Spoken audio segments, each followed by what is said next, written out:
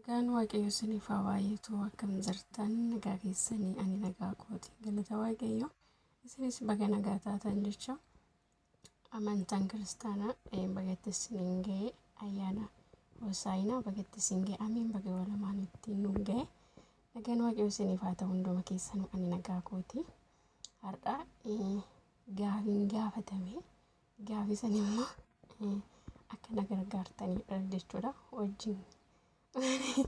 wajjin gargaaree deebisna jechuudha. Anis hamma ta'e dubbadheen jira. Garuu dubbiin kee kun sirriis ta'uu danda'a. Deebinaan deebisuun sirriis ta'uu danda'a. Isinis immoo waan jettan isinin ilaala. Inna warroonni maatii naan taane maatii taa'ii warroonni immoo na jajjabeessitanii bira dhaabbattan guddaa tokko galatooma isinin galateeffadha. Gaafiin kee maal qabattee dhuftee naan jechuu dandeessanii. Dhugaa gaafii jechuun jiraamti wanta kun gaafatamuus qaba jedhee yaadaani. Gaafichi akkas ture obboleettii xiyyaa takka na gaafate jechuun hin dhaggeeffatti hin beekte jechuudha. Afaan Oromoo sin dubbisti Amaariffaa sin dhageetti jechuudha. Innaa akkuma jechuun kan nuti warri shamarran biyya arabaa kun gariin abbaa manaa qabnaa gariin jaalalleen boyfriendii isa jedhastan. Innaa ያው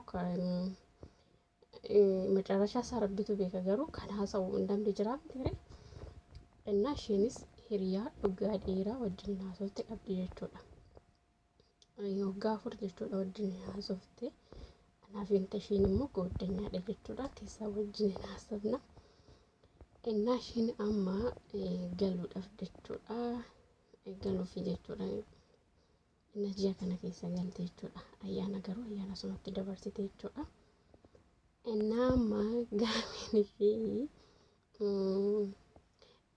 jaalalleeshii kana wajjin dhugaa dheeraa wajjin haasa'anii jiran garuu biyya tokkoo miti jechuun yaa ka Itoophiyaa keessa ta'ee kan kutaan jira mitiire onlaayiniidhaan wal baran malee homaayyuu jechuun duuba isaa hin beektu jechuudha.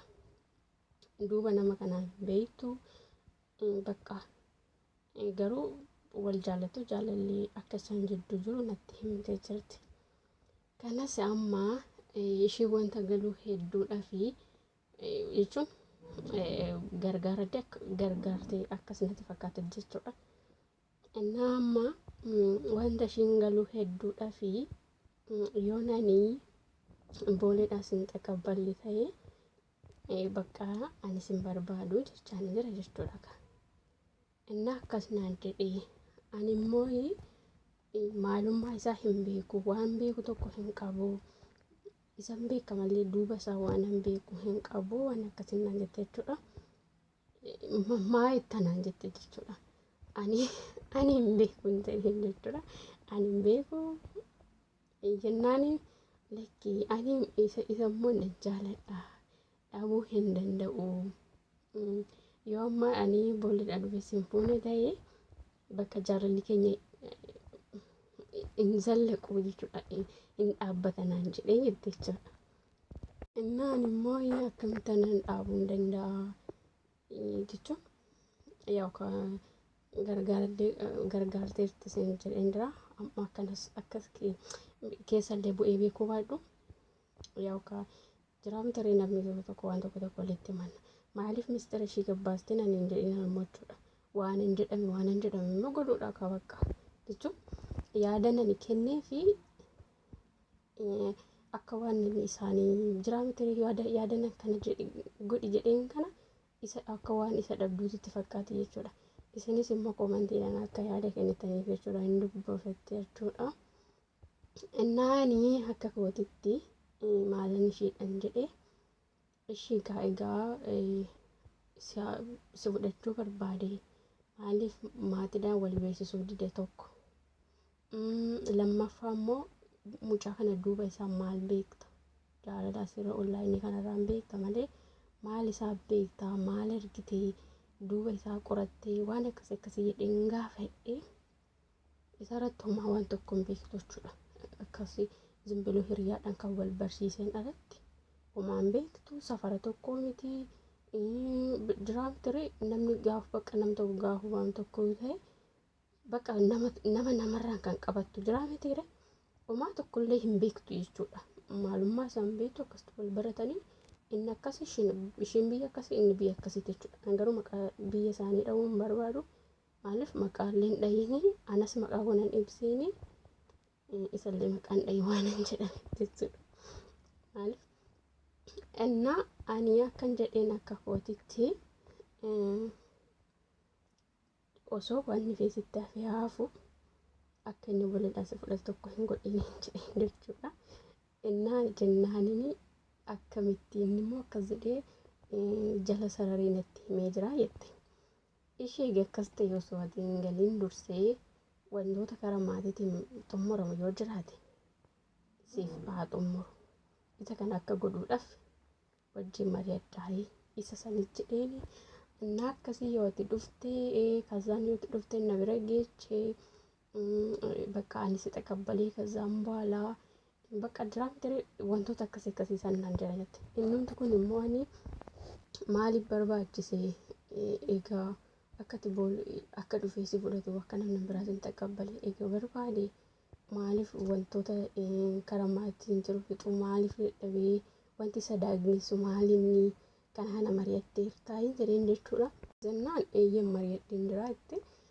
Inna bakka isa saniifis akka godhuudhaaf eeyyamamaa akka hin taane jechuudha. Ani osoo wanni fee haafu isin jedhi galii sanummoo guyyaa akkasiin gala jettee hin himiini ji'a akkasiiti malee guyyaa akkasii hin jedhiini sa'aatii akkasii manaa hin jedhiini biyyuma galiiti bakka akkas jedhee galeen jira jedhiini saniin booda akkam maayinni ati immoo har'a nama hin beekne jaalala ollaayiniidha maalummaa hin beektu waan tokko waan beektu hin qabdu isiifis immoo gaarii miti hin jedheen jechuudha. Hin jedheeni maaliif baay'een keenya nagarra jechuudha kan shamarranii asii booleedhaaf taqabbalamanii waan isaan ta'an jira jechuudha. Baay'een wanta qabanii zarafamanii karaa irratti kan darbamanii jiru. Daa'ima garaatti isaaniitti hafeen karaatti gataman jiru. Kan lubbuun isaanii darbe meeqatu jira jechuudha.